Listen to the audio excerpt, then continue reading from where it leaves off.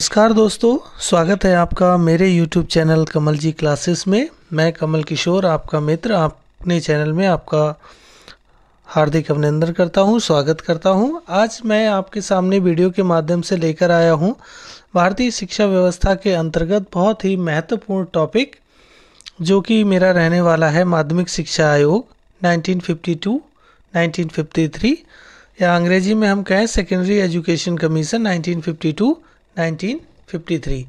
इससे पहले का जो हम टॉपिक है भारतीय शिक्षा व्यवस्था के अंतर्गत उत्तराखंड लेक्चरर एग्ज़ाम की सीरीज़ में हम स्टडी कर चुके हैं विश्वविद्यालय शिक्षा आयोग या राधा कृष्णन शिक्षा आयोग के लिए, जिसका एक वीडियो हमने डिटेल स्टडी के रूप में स्टडी किया है और दूसरा वीडियो हमने इससे महत्वपूर्ण ऑब्जेक्टिव क्वेश्चंस के रूप में स्टडी किया है, जो हमारे अपकमिंग एग्ज़ाम जो है स्क्रीनिंग एग्ज़ाम उसमें देखने को मिल सकता है।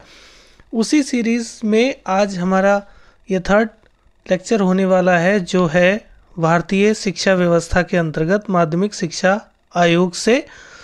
इससे भी लेक्चरर एग्ज़ाम में अक्सर क्वेश्चंस देखने को मिलते हैं।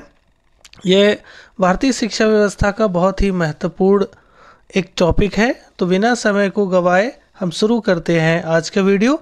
लेकिन उससे पहले यदि आप मेरे चैनल पर नए हैं तो मेरे चैनल को सब्सक्राइब कीजिए, वीडियो को लाइक कीजिए और मेरे द्वारा जो कंटेंट प्रस्तुत किया जा रहा है वो आपके लिए बेनिफिशियल हो तो अपने दोस्तों में शेयर कीजिए और एक प्यारा सा कमेंट ज़रूर कीजिएगा कि आपको मेरे द्वारा प्रस्तुत की जा रही एजुकेशनल कंटेंट जो है, सामग्री है, वो आपको कैसा महसूस हो रहा है, आप अपने ज्ञान में कुछ उपयोगी महसूस कर पा रहे हैं या नहीं कर पा रहे हैं। तो मुझे कमेंट के माध्यम से ज़रूर बताते रहिए। तो आइए शुरू करते हैं हम आज का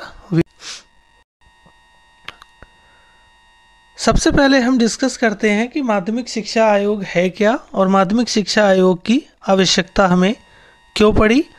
क्योंकि हमारे देश को जो स्वतंत्रता है वो प्राप्त हुई थी 15 अगस्त 1947 को, और स्वतंत्रता प्राप्ति के पश्चात हमारे देश में शिक्षा व्यवस्था की स्थिति बहुत ही ज़्यादा दयनीय, बहुत ही ज़्यादा जर्जर थी।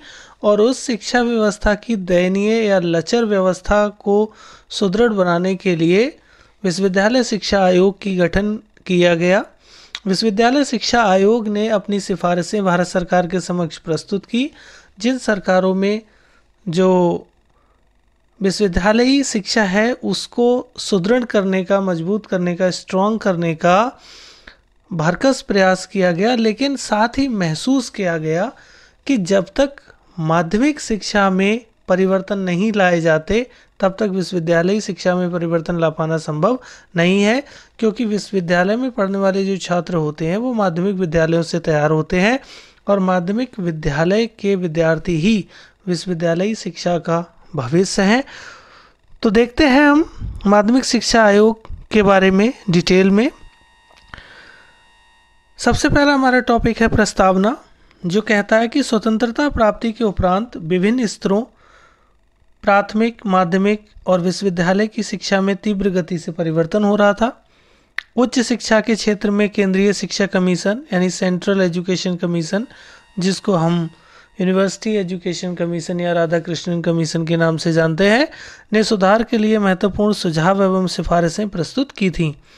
किंतु देश के शिक्षा विशेषज्ञों ने इस बात का अनुभव किया कि जब तक माध्यमिक शिक्षा में सुधार नहीं किए जाएंगे तब तक विश्वविद्यालय शिक्षा में सुधार कर पाना संभव नहीं है। जैसा कि मैं अभी थोड़ी देर पहले आपको बता चुका हूँ, वही चीज़ आयोग ने भी महसूस की कि जब तक माध्यमिक शिक्षा में सुधार नहीं होगा तब तक विश्वविद्यालय शिक्षा में सुधार कर पाना संभव नहीं है। इस स्थिति को सामने रखते हुए सन 1948 में केंद्रीय शिक्षा सलाहकार बोर्ड, जो central advisory board of education के नाम से जाना जाता है, ने माध्यमिक शिक्षा की जांच करने के लिए आयोग की नियुक्ति करने के लिए प्रस्ताव प्रस्तुत किया।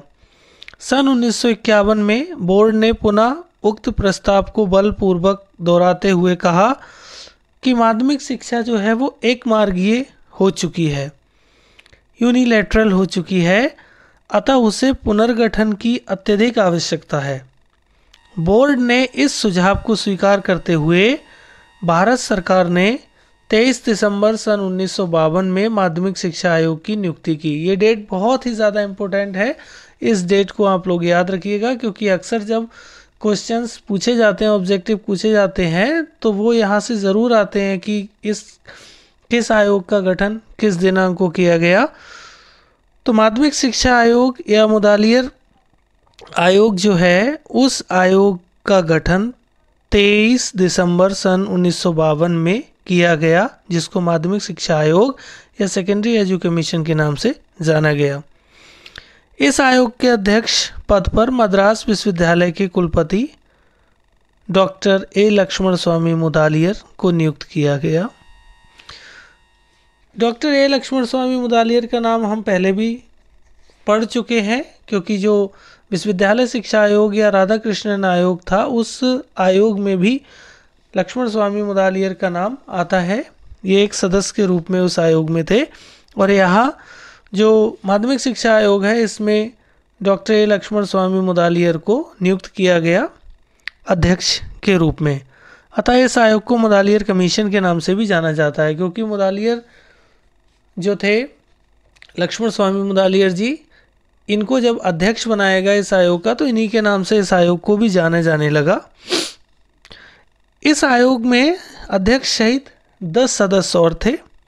अध्यक्ष डॉक्टर ए लक्ष्मण स्वामी मुदालियर थे, श्री SN वसु सचिव थे, डॉक्टर SMS धारी मेंबर्स थे, Shri John Christie, doctor Kenneth Rust William, Shri KG Saiyidain, doctor KL Shrimali, Shrimati Hansa Mehta, Shri JA Tarapurwala, Shri MT Vyas, ये लोग इसके सदस्य लोग थे। इनके नामों से रिलेटेड भी आयोग के द्वारा क्वेश्चन पूछे गए हैं। वो आपसे इस तरीके का प्रश्न भी पूछ सकता है कि निम्नलिखित में से कौन मुदालियर आयोग के या फिर माध्यमिक शिक्षा आयोग के सदस्य नहीं थे, या मान लीजिए 3 ऐसे नाम दे देगा जो सदस्य नहीं है, और उनमें से एक नाम ऐसा दे दिया जाएगा जो सदस्य होगा। पूछ लिया जाएगा कि निम्नलिखित में से कौन माध्यमिक शिक्षा आयोग के सदस्य के रूप में रहे हैं। तो आप जो ये 10 सदस्य थे अध्यक्ष सहित, इनके नाम को थोड़ा सा ध्यान में रखने की कोशिश करेंगे, जिससे कि आने वाले एग्जाम में यदि ऐसा कोई क्वेश्चन पूछा जाए तो आपका गलत ना हो। इसके अतिरिक्त आयोग में 17 सहकारी सदस्य भी थे, यानी 17 कोऑपरेटिव मेंबर्स भी इस आयोग में किए गए थे। यह तो रहा प्रस्तावना या इंट्रोडक्शन इस आयोग का। नेक्स्ट हमारा पॉइंट है आयोग का कार्य क्षेत्र एवं रिपोर्ट। आयोग के कार्य क्षेत्र की अगर बात करें हम, तो मुदालियर आयोग ने जिन बातों की जांच की वो निम्नलिखित थी। नंबर 1, भारत की तत्कालीन माध्यमिक शिक्षा के वर्तमान स्वरूप की परीक्षा करना और उसके संबंध में अपने सुझाव प्रदान करना, यानी उस समय भारत की जो माध्यमिक शिक्षा है उसका क्या स्वरूप था, इसकी जानकारी जुटाना आयोग का जो जांच का था वो बहुत मुख्य बिंदु था। दूसरा हमारा जो इनका पॉइंट था वो था माध्यमिक शिक्षा के पुनर्गठन एवं सुधार के लिए निम्नलिखित क्षेत्रों के संबंध में अपने विचार प्रस्तुत करना। नंबर 1, माध्यमिक शिक्षा के उद्देश्य निर्धारित करना, संगठन एवं विषय वस्तु। नंबर 2, माध्यमिक शिक्षा का प्राथमिक, बेसिक और उच्च शिक्षा से संबंध स्थापित करना, क्योंकि माध्यमिक शिक्षा बीच की कड़ी है। प्राथमिक शिक्षा और उच्च शिक्षा के साथ उसका क्या संबंध है, ये पता लगाना भी आयोग की जिम्मेदारी थी। तीसरा पॉइंट था विभिन्न प्रकार के माध्यमिक विद्यालयों का पारस्परिक संबंध पता लगाना। और चौथा था माध्यमिक शिक्षा से संबंधित अन्य समस्याओं की जानकारी जुटाना। यह हमारे आयोग के गठन का उद्देश्य और उसका कार्यक्षेत्र था। अब आयोग की रिपोर्ट की अगर हम बात करें तो कहा गया है कि उपयुक्त विषयों को ध्यान में रखते हुए आयोग ने एक विस्तृत प्रश्नावली तैयार की। प्रश्नावली को अंग्रेजी में क्वेश्चनायर कहते हैं। उसे विचारार्थ देश के विभिन्न भागों में शिक्षा विशेषज्ञों को, शिक्षकों को और शिक्षा संस्थाओं के पास भेजा। उनसे प्राप्त हुए उत्तरों के आधार पर आयोग ने 14 अध्यायों में विभाजित 244 पृष्ठों की रिपोर्ट तैयार कर उसे 29 अगस्त 1953 को सरकार के समक्ष प्रस्तुत किया। अब आयोग की रिपोर्ट का जो पॉइंट है, इसमें से 2-3 क्वेश्चन तैयार होते हैं जो अक्सर लोक सेवा आयोग के एग्ज़ाम में, लेक्चरर एग्ज़ाम में देखने को मिलते हैं। जैसे क्वेश्चन पूछा जा सकता है कि माध्यमिक शिक्षा आयोग ने अपना जो रिपोर्ट है, प्रतिवेदन है, वो कितने पृष्ठों में सरकार के समक्ष प्रस्तुत किया, तो वहाँ हमें ध्यान रखना है कि 244 पेजेस थे। किस तारीख को उसने प्रस्तुत किया, तो 29 अगस्त 1953 में। या माध्यमिक शिक्षा आयोग ने अपनी जो रिपोर्ट सरकार को प्रस्तुत की वो कितने भागों में या कितने अध्यायों में विभाजित थी। ये कम से कम 3 क्वेश्चंस इस खंड से आपको मिल सकते हैं, तो थोड़ा इसको हम ध्यानपूर्वक समझेंगे और अपने माइंड में सेट करके रखेंगे। अगला हमारा जो महत्वपूर्ण पॉइंट है वो कहता है आयोग के सुझाव एवं सिफारिशें क्या थीं। क्योंकि आयोग का गठन हो गया, आयोग ने अपना प्रतिवेदन सरकार को सौंप दिया। अब उस प्रतिवेदन में आयोग ने क्या सुझाव और क्या सिफारिशें प्रस्तुत की, अब हम उनकी बात करते हैं। सबसे पहले आयोग ने खोजा माध्यमिक शिक्षा में दोष क्या क्या हैं, हम उन दोषों की बात कर लेते हैं। माध्यमिक शिक्षा के जो दोष थे वो निम्नलिखित थे। नंबर 1, माध्यमिक शिक्षा केवल पुस्तकीय बुकिस, नीरस, बोरिंग, रूढ़िबद्ध है। यानी माध्यमिक शिक्षा जो उस समय में दी जा रही थी वो एकदम से पुस्तकीय थी, पुस्तकीय ज्ञान के अलावा कुछ नहीं दिया जा रहा था, नीरस थी और रूढ़िबद्ध थी। इसका जीवन के साथ में कोई संबंध नहीं था, इसको बदले जाने की आवश्यकता थी। दूसरी कमी जो थी वो ये थी कि माध्यमिक शिक्षा संकुचित और एकमार्गीय होने के कारण विद्यार्थियों के व्यक्तित्व का सर्वांगीण विकास करने में पूरी तरीके से असमर्थ थी। तीसरी कमी थी कि माध्यमिक शिक्षा विद्यार्थियों में सहयोग, चरित्र, अनुशासन और नेतृत्व के गुणों का विकास करने में असमर्थ थी। यह शिक्षा अमनोवैज्ञानिक थी क्योंकि उसमें विद्यार्थियों की रुचियों, अभिरुचियों आदि को कोई ध्यान नहीं दिया गया था। यानी पूरी तरीके से जो उस समय माध्यमिक शिक्षा दी जा रही थी वो अमनोवैज्ञानिक थी, और जब तक शिक्षा को मनोवैज्ञानिक आधार पर प्रस्तुत ना किया जाए तब तक शिक्षा जीवन में उपयोगी नहीं कहलाई जा सकती। इसीलिए माध्यमिक शिक्षा आयोग ने इन परंपराओं को चेंज करने के लिए इस आयोग में स्थान दिया। अगली जो कमी थी वो क्या था, शिक्षण कार्य परंपरागत होने के कारण विद्यार्थियों को बहुत कम प्रभावित करता था। छठा पॉइंट जो है हमारा वो कहता है कि माध्यमिक शिक्षा में अंग्रेजी भाषा का अत्यधिक प्रभुत्व है। क्योंकि हमारा देश बहुत ज़्यादा दिन नहीं हुए थे उसको स्वतंत्र हुए, इससे पहले अंग्रेजी शासन का पूरी तरीके से अधिकार था हमारे देश पे, तो अंग्रेजी का वर्चस्व अभी भी पूरी तरीके से हमारी शिक्षा में कायम था। विद्यार्थियों का बहुत अधिक समय इस विदेशी भाषा के सीखने में लग जाता था, अतः वे अन्य विषयों का समुचित ज्ञान प्राप्त करने से वंचित रह जाते थे। ये बहुत बड़ा दोष था हमारी शिक्षा का। और नेक्स्ट पॉइंट है, कक्षाओं में विद्यार्थियों की संख्या अधिक होने के कारण अध्यापकों का छात्रों से व्यक्तिगत संबंध स्थापित नहीं हो पाता था, जो कि एक बहुत ही ज़्यादा महत्वपूर्ण समस्या थी। नेक्स्ट पॉइंट है, परीक्षा प्रणाली अत्यंत दोषपूर्ण थी जिसमें सुधार की बहुत ज़्यादा आवश्यकता थी। नवी कमी थी हमारी, माध्यमिक शिक्षा का पाठ्यक्रम विद्यार्थियों की रुचियों के अनुकूल ना होने के कारण उन्हें भार स्वरूप प्रतीत होता था। ये बहुत ही ज़्यादा महत्वपूर्ण पॉइंट है। जो नई शिक्षा नीति आई है, इससे पहले की जो शिक्षा नीति हमारे देश में चल रही है, प्रचलित है, इन शिक्षा नीतियों में इसी बात पे फोकस किया गया है कि हम पाठ्यक्रम को विद्यार्थियों के समक्ष ऐसे प्रस्तुत करें जो उनको भार महसूस ना हो, बल्कि खुशी खुशी वो प्रसन्नतापूर्वक पाठ्यक्रम को ग्रहण करें और उनके जीवन का उपयोगी हो। इस बात की कमी जो है माध्यमिक शिक्षा आयोग को उस समय की माध्यमिक शिक्षा में दिखाई दी, जिसको दूर करने के लिए माध्यमिक शिक्षा आयोग ने आगे जाके सुझाव दिया है।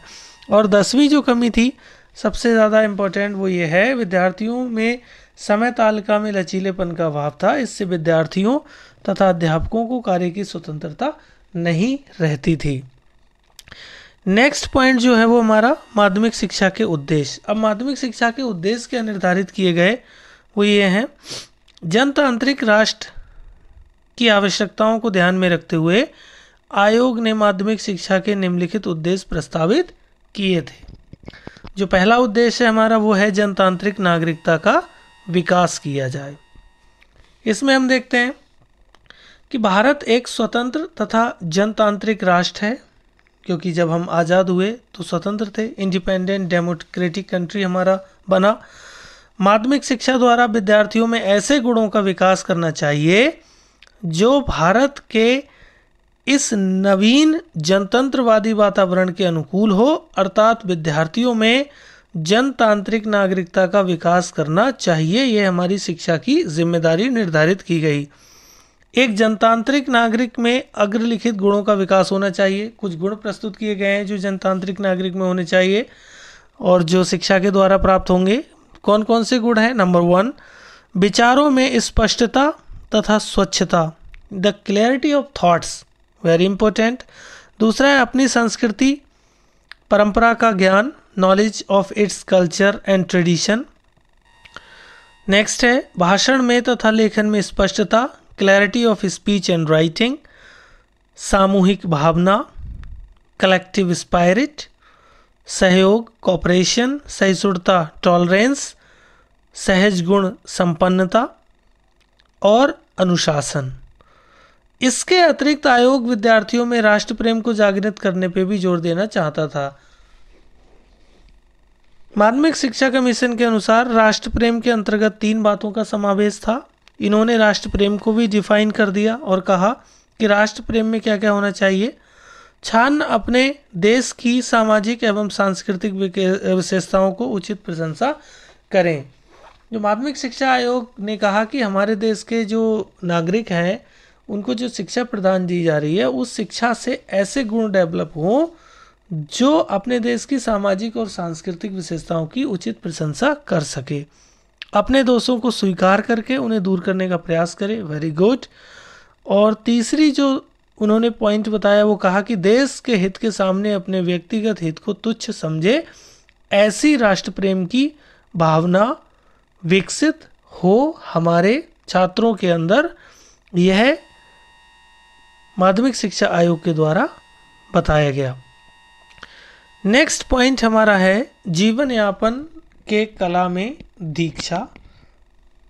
माध्यमिक शिक्षा का दूसरा उद्देश्य जो था छात्रों को समाज में जीवन यापन की कला में दीक्षित करना था, क्योंकि जो उस समय हमारे सामने सबसे बड़ी समस्या थी वो जीवन यापन की थी। यह बात स्पष्ट है कि व्यक्ति ना तो अकेला रह सकता है और ना ही अकेला रहकर वह अपना विकास कर सकता है, क्योंकि जैसा कि कहा जाता है मनुष्य एक सामाजिक प्राणी है, तो समाज के बिना ना मनुष्य का कोई अस्तित्व है, ना मनुष्य के बिना समाज का कोई अस्तित्व है। अपने उत्तम विकास और समाज के लिए आवश्यक है कि वह दूसरों के साथ रहने और सहयोग के महत्व को समझे।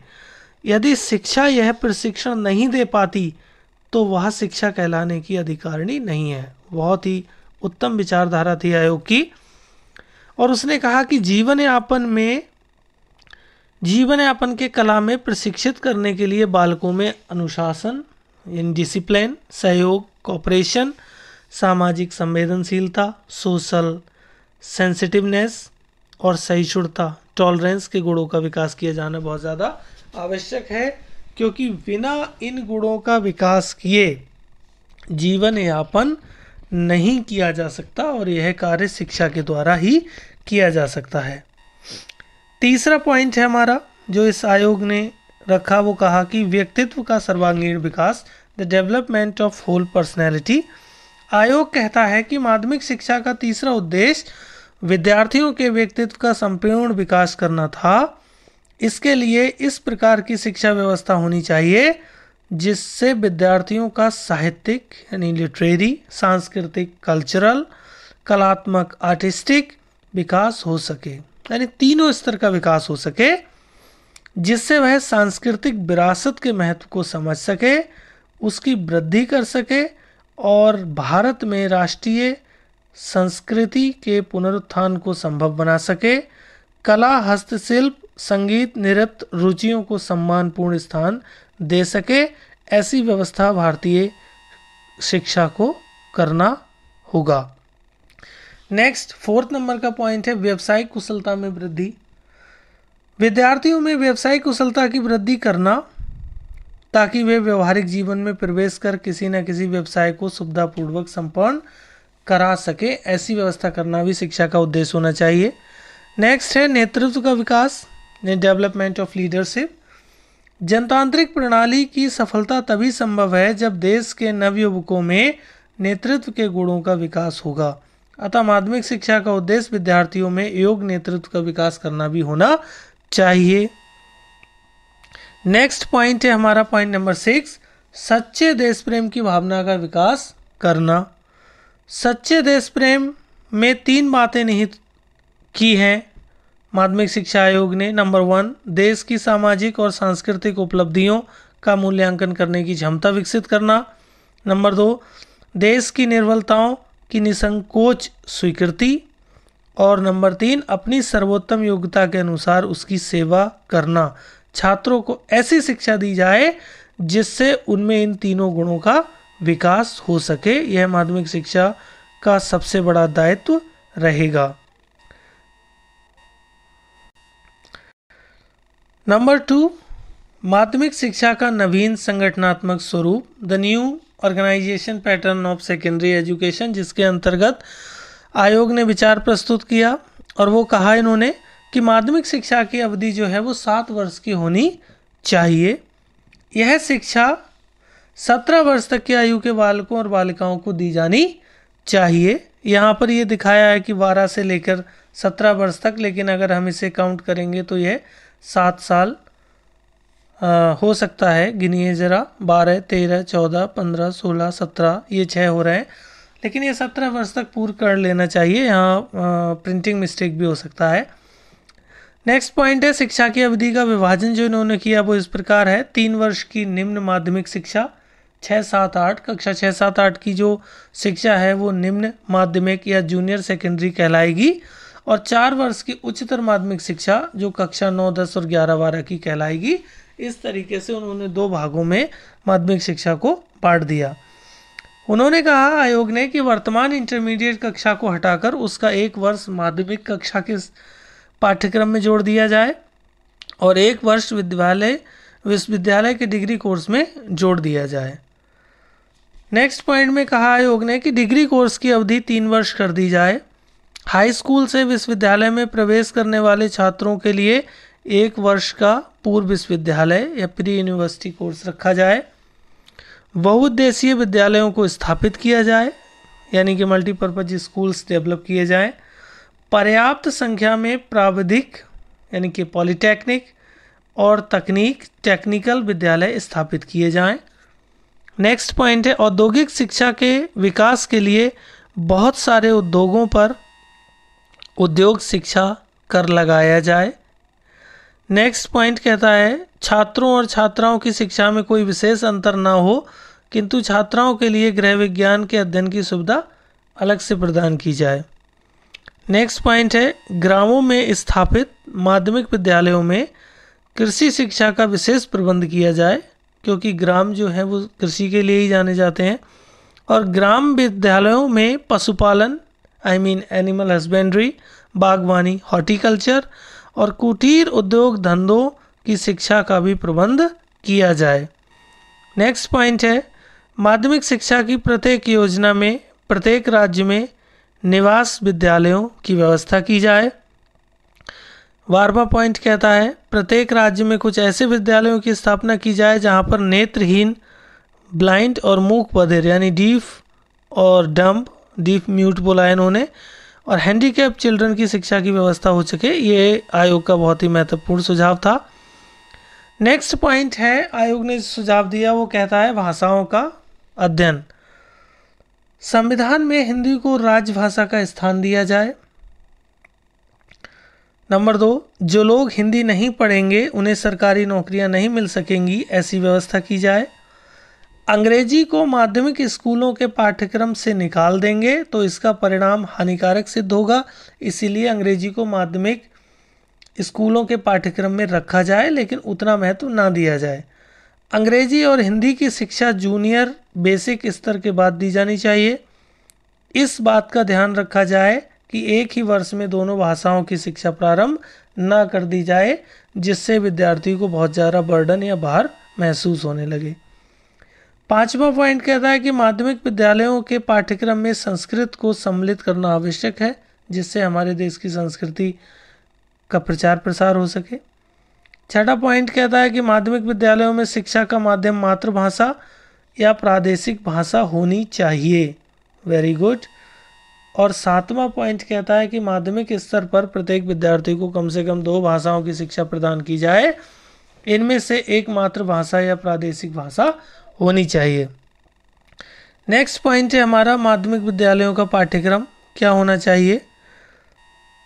माध्यमिक विद्यालयों के पाठ्यक्रम के अंतर्गत सबसे पहला पॉइंट है कि पाठ्यक्रम का सामाजिक जीवन से घनिष्ठ संबंध होना चाहिए। नंबर 2, पाठ्यक्रम इस प्रकार का होना चाहिए जो विद्यार्थियों को भिन्न भिन्न अनुभवों में एकता स्थापित कर सके। नेक्स्ट पॉइंट कहता है पाठ्यक्रम में लचीलापन तथा विविधता होनी चाहिए, जिससे कि उसको विद्यार्थियों की आवश्यकताओं एवं अभिरुचियों के अनुकूल बनाया जा सके। नंबर 4, पाठ्यक्रम में जिन विषयों को स्थान दिया जाए वे एक दूसरे से संबंधित होने चाहिए, जिससे कि उन्हें समन्वित रूप से पढ़ाया जा सके। और 5वां पॉइंट है पाठ्यक्रम में इस प्रकार की मनोरंजन क्रियाओं का समावेश होना चाहिए जिसके द्वारा विद्यार्थी अपने अवकाश के समय का सदुपयोग कर सकें, दुरुपयोग ना कर सकें। क्योंकि जितना ज़्यादा इंटरेस्टिंग या रुचिकर पाठ्यक्रम होगा विद्यार्थी उतना ज़्यादा ही उसमें संलिप्त रहेगा। यदि पाठ्यक्रम हमारा बोरिंग होगा तो स्टूडेंट उससे उतना ही दूर भागेगा। ऐसी व्यवस्था पाठ्यक्रम की जाए, यह हमारे माध्यमिक शिक्षा आयोग ने सुझाव दिया। नंबर 5, पाठ्य पुस्तकों के बारे में भी माध्यमिक शिक्षा आयोग ने सुझाव दिया, जिसमें कहा गया कि पाठ्य पुस्तकों के संबंध में आयोग ने निम्नलिखित सुझाव दिए। नंबर 1, पाठ्य पुस्तकों के स्तर को ऊंचा उठाने के लिए एक उच्च पुस्तक समिति high power text book committee का निर्माण किया जाए। किसी भी विषय की एक पाठ्य पुस्तक की जगह 3-4 अच्छी पाठ्य पुस्तकों का प्रकाशन किया जाए, जिनमें से विद्यालय एक पुस्तक का चयन करे। वहाँ हमें क्वालिटी और वैरायटी देखने को मिल सकती है, इसीलिए ऐसी व्यवस्था की जाए। यह समिति कागज, मुद्रण, छपाई, चित्रों आदि के संबंध में निश्चित सिद्धांत प्रतिपादित करेगी। कोई भी विषय क्यों ना हो, सबके लिए पर्याप्त संख्या में पुस्तकें निश्चित की जाएं और पाठ्य पुस्तकों का परिवर्तन करने में शीघ्रता ना की जाए। ऐसी व्यवस्था पाठ्य पुस्तकों के संबंध में की जाए, यह आयोग ने सुझाव दिए। नेक्स्ट और छठा पॉइंट हमारा जो कहता है वो कहता है कि शिक्षण की गतिशील विधियाँ the dynamic method of teaching क्या होने चाहिए, इसके बारे में आयोग ने सुझाव दिए, वो निम्नलिखित है। नंबर 1, समस्त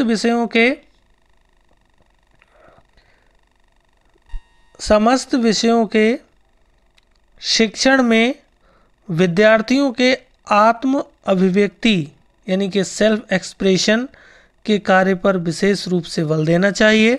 नंबर 2, शिक्षण में सामूहिक रूप से काम करने के लिए पर्याप्त अवसर प्रदान करने चाहिए। नंबर 3, शिक्षण के समय श्रव्य दृश्य साधनों का उपयुक्त रूप से प्रयोग करना चाहिए। नंबर 4, शिक्षा में क्रिया पद्धति तथा योजना पद्धति पर विशेष बल देना चाहिए। और नंबर 5, शिक्षण विधियों का उद्देश्य न केवल कुशलतापूर्वक ज्ञान प्रदान करना होना चाहिए, बल्कि इनके द्वारा विद्यार्थियों में उपयुक्त मूल्यों, उचित दृष्टिकोण एवं कार्य करने की आदतों का विकास करना भी होना चाहिए। 7वां पॉइंट हमारा कहता है चरित्र निर्माण तथा अनुशासन की शिक्षा, the education of character and discipline. इसकी व्यवस्था भी माध्यमिक शिक्षा आयोग के द्वारा की गई है, जिसके अंतर्गत सुझाव दिए गए हैं। नंबर 1, शिक्षकों का यह उत्तरदायित्व है कि वे विद्यार्थियों के चरित्र निर्माण में सहायता प्रदान करें। विद्यालय की सभी इकाइयां इस प्रकार हों कि विद्यार्थियों को चरित्र निर्माण की शिक्षा प्राप्त हो सके। नेक्स्ट पॉइंट है विद्यार्थियों में अनुशासन की भावना का विकास करने के लिए शिक्षक तथा विद्यार्थियों में गहरा संबंध स्थापित किया जाए। नंबर 3, विद्यार्थियों में सामूहिक खेलों तथा पाठ्योत्तर क्रियाओं को प्रोत्साहन प्रदान किया जाए। नंबर 4, विद्यार्थियों के विभिन्न कार्यक्रमों के संचालन के लिए स्वशासन पद्धति का अनुपालन किया जाए। और नंबर 5 है विद्यार्थियों में स्काउटिंग, एनसीसी, फर्स्ट एड एवं जूनियर रेड क्रॉस को प्रोत्साहित किया जाना चाहिए।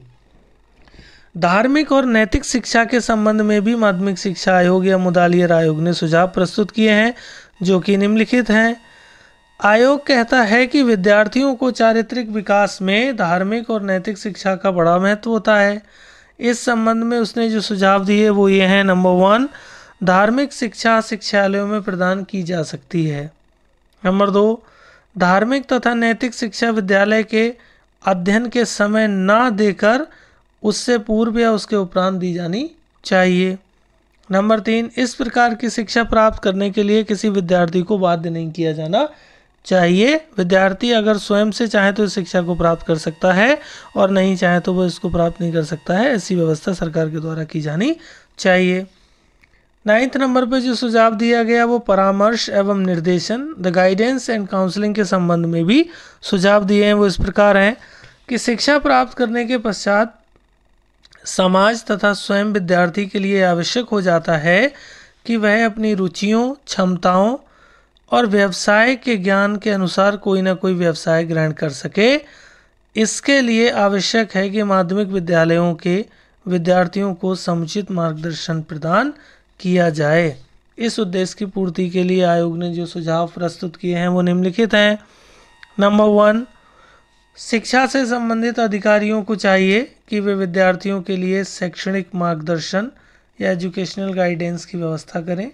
नंबर 2, छात्रों को विभिन्न उद्योगों और व्यवसायों के संबंध में जानकारी प्रदान की जाए और इन्हें समय समय में कारखानों में ले जाया जाए यानी भ्रमण कराया जाए, जिससे ये उसके प्रति जागरूक हो सकें। नंबर 3, विद्यालयों में प्रशिक्षण जीविकोपार्जन शिक्षक यानी कैरियर मास्टर तथा मार्गदर्शन अधिकारियों, गाइडेंस ऑफिसर की नियुक्ति की जाए जो कैरियर और गाइडेंस के बारे में स्टूडेंट्स को गाइड कर सके। नंबर 4, इन अधिकारियों के प्रशिक्षण के लिए केंद्रीय सरकार व्यवस्था करे। नेक्स्ट हमारा जो टॉपिक है वो कहता है शारीरिक एवं स्वास्थ्य शिक्षण, फिजिकल एंड हेल्थ एजुकेशन के बारे में भी सुझाव दिए। वो इस प्रकार हैं। नंबर 1, समय समय पर छात्रों की पूर्ण रूप से स्वास्थ्य परीक्षण किया जाए। नंबर 2, प्रत्येक राज्य में शिक्षालय स्वास्थ्य सेवा या स्कूल मेडिकल सर्विसेज को संगठित किया जाए। नंबर 3, सभी रोगी विद्यार्थियों की विद्यालय स्वास्थ्य अधिकारियों द्वारा चिकित्सा कराई जाए। नंबर 4, निवास विद्यालयों या जो रेजिडेंशियल स्कूल्स हैं एवं छात्रावास हैं में पौष्टिक तथा संतुलित आहार की व्यवस्था की जाए। और नंबर 5, छात्रों की विभिन्न शारीरिक क्रियाओं का पूरा लेखा जोखा रखा जाए। ऐसी व्यवस्था माध्यमिक शिक्षा आयोग के द्वारा शिक्षा के अंतर्गत की जाने की सलाह दी गई। नेक्स्ट हमारा टॉपिक कहता है परीक्षा और मूल्यांकन, क्योंकि कोई भी शिक्षा व्यवस्था है वो परीक्षा और मूल्यांकन के बिना पूरी तरीके से अधूरी है। इसके अंतर्गत आयोग ने सुझाव दिए और वो कहा कि बाह्य परीक्षाओं की संख्या में कमी कर दी जाए। नंबर 2, निबंधात्मक परीक्षाओं यानी जो ऐसे टाइप एग्जामिनेशन है उनमें सुधार किया जाए। विचार प्रधान प्रश्न पूछे जाएं और वस्तुनिष्ठ परीक्षाओं का भी प्रयोग किया जाए। नंबर 3, अंतिम मूल्यांकन या जो समेटिव एवेल्युएशन है के समय आंतरिक परीक्षाओं इंटरनल एग्जामिनेशंस हैं के अतिरिक्त नियतकालीन परीक्षा तथा विद्यालय अभिलेख पर उचित ध्यान दिया जाए। जो वर्तमान में शिक्षा व्यवस्था है वो इसी तरीके से दी जा रही है। नंबर 4, आंतरिक तथा बाह्य परीक्षार्थियों में छात्रों के कार्य का मूल्यांकन अंकों में ना किया जाए बल्कि प्रतीकात्मक रूप ग्रेड में किया जाए। इसके लिए आयोग ने 5 बिंदु मापदंड का सुझाव दिया। और नंबर 5 है बाह्य परीक्षा में किसी एक विषय में अनुत्तीर्ण छात्रों के लिए पूरक परीक्षा की व्यवस्था की जाए। ऐसा सुझाव माध्यमिक शिक्षा आयोग के द्वारा दिया गया। नंबर 12, विद्यालय भवन या स्कूल बिल्डिंग के संबंध में भी माध्यमिक शिक्षा आयोग या मुदालियर आयोग द्वारा सुझाव दिए गए जो कि निम्नलिखित हैं। नंबर 1, ग्रामीण क्षेत्रों में माध्यमिक विद्यालयों की स्थापना ऐसे स्थानों पर की जाए जहां आसपास के गांवों के बालक सरलता से जा सकें। मान लीजिए 3-4 गांव आसपास में हैं तो उनके बीच में किसी ऐसे पॉइंट पे विद्यालय की स्थापना कर दी जाए जहां चारों गांव के व्यक्ति या बच्चे जो हैं वो आराम से आसानी से आ सकें। नंबर 2, शहरी क्षेत्रों में विद्यालय ऐसे स्थानों पर स्थापित किए जाएं जहां शोरगुल और भीड़भाड़ ना हो, क्योंकि शांत वातावरण का होना भी आवश्यक है। नंबर 3, भवन में प्रकाश और वायु का विशेष ध्यान रखा जाए। नंबर 4, पाठशालाओं की साज सज्जा आधुनिक ढंग की रखी जाए।